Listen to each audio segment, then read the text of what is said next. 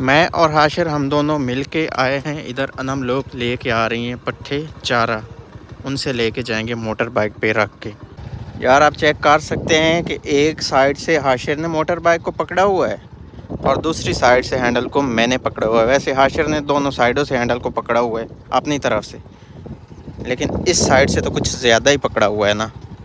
अस्सलाम वालेकुम, कैसे हैं आप सब? उम्मीद है आप सब लोग खैरियत से होंगे। अभी मैं चारा लेके घर वापस आ चुका हूँ। तो अभी सबसे पहले हम क्या करते हैं कि हम ये चारा जो है ना ये बकरियों को डालते हैं, क्योंकि बकरियाँ को सुबह से कुछ नहीं खिलाया। ये लंबी जो आपको तार कपड़े से भरी नज़र आ रही है ना, इसमें मैक्सिमम हाशिर के कपड़े हैं। और आजकल धूप निकल रही है, कल मौसम ठंडा था, आज धूप है, तो इसलिए कल ये खुश्क नहीं हुए थे, आज डाले हैं। वैसे ये कल के कपड़े धुले हुए हैं जो खुश्क नहीं हुए थे। तो अभी हम सबसे पहले बकरियों को चारा डालते हैं। ये सबसे ज़्यादा खाती, सबसे पहले इसको डाला है। ये मेरा हाथ ना जला था, अभी तक निशान है इस पर। सबको ग़िज़ा मिल चुका है, पानी बाद में मिलेगा। ये फूल आप देख सकते हैं, इतनी ज़्यादा येलो, ये कुदरती येलो रंग है, इतना ज़्यादा।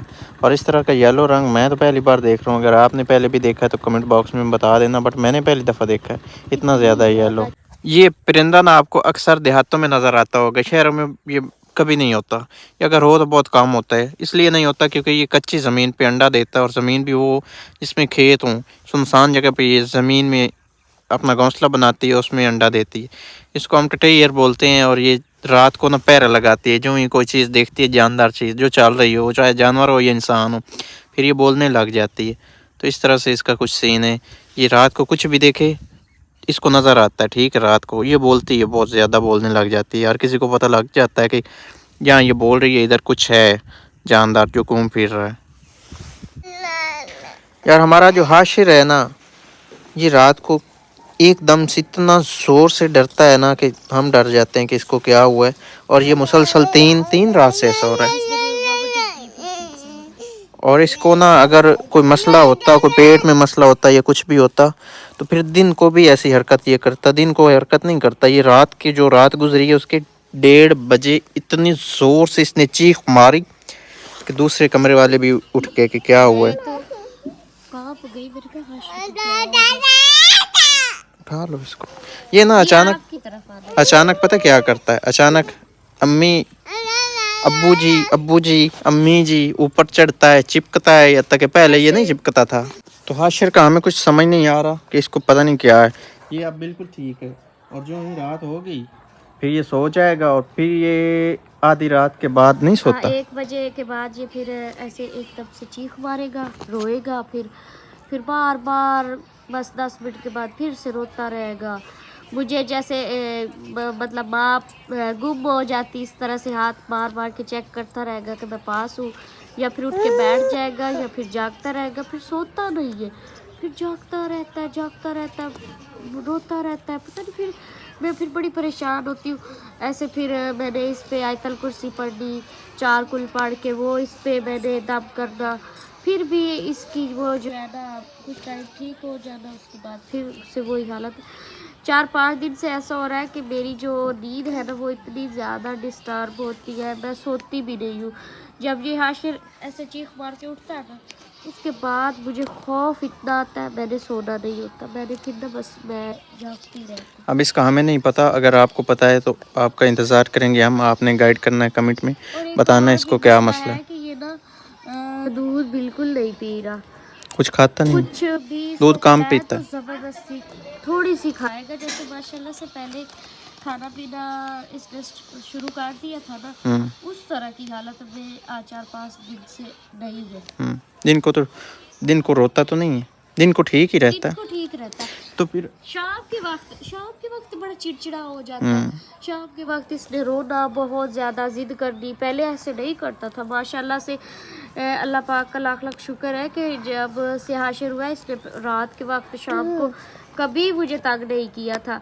मतलब बच्चे भाई को बहुत ज़्यादा तंग करते, लेकिन हाशिर ऐसा नहीं तंग करता था। और जब ये अब तंग करता है तो बहुत ज़्यादा परेशानी होती है कि पता नहीं इसको क्या मसला है, पहले ऐसे नहीं था। तो जब बच्चा आपको पता हो ना कि हमारे बच्चे की ये रूटीन है, बच्चा ठीक ठाक हो, तो फिर अचानक से जब इस तरह की वो एक्टिविटी उसकी सामने नजर आती है ना, तो फिर वालिदैन बहुत ज़्यादा परेशान होते हैं। तो फिर हमें इस बारे में पता नहीं है, आपने बताना है। अभी मैं आया हूँ जी अपनी गंदम देखने के लिए। जिस दिन मैंने खाद डाली थी, मुझे लगता है मैंने वीडियो नहीं बनाई। इधर से मुझसे ना वक्फा हुआ था, इधर से मुझे इधर से शक भी था कि हो सकता है इधर से ना वक्फा ना हो जाए, लेकिन इधर से ही हुआ। जहाँ से शक था वहीं से हुए, बाकी सब ठीक है। वो काफ़ी लंबी लाइन है जिधर तक मैंने डाली थी, बाकी बिल्कुल सारी ठीक है। इधर से जहाँ से मुझे शक था बस वहीं से काम गलत हुए। ये कैनोला है अपना, ये पता नहीं कब फूल निकालेगा।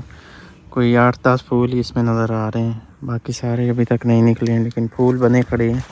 पता नहीं ये फूल कब निकलेंगे। इसने ना पत्ते अपने बहुत चौड़े किए हैं और फूल निकालने में देर की है। पता नहीं ये कौन सी किस्म है। ये मोंगरा है, मोंगरे ने फूल निकाला हुआ है और ये अभी कुछ दिन तक ये फल लेना शुरू कर देगा, क्योंकि काफ़ी बड़ा है इसका पौधा हो गया हुआ है। इधर मूलियाँ थी जो कि काफ़ी ज़्यादा सारी तो खा ली गई हैं। ये देखिए ना, ये इनमें से सारी मूलियाँ निकली हुई हैं और बस कोई थोड़ी बहुत ही बाकी हैं।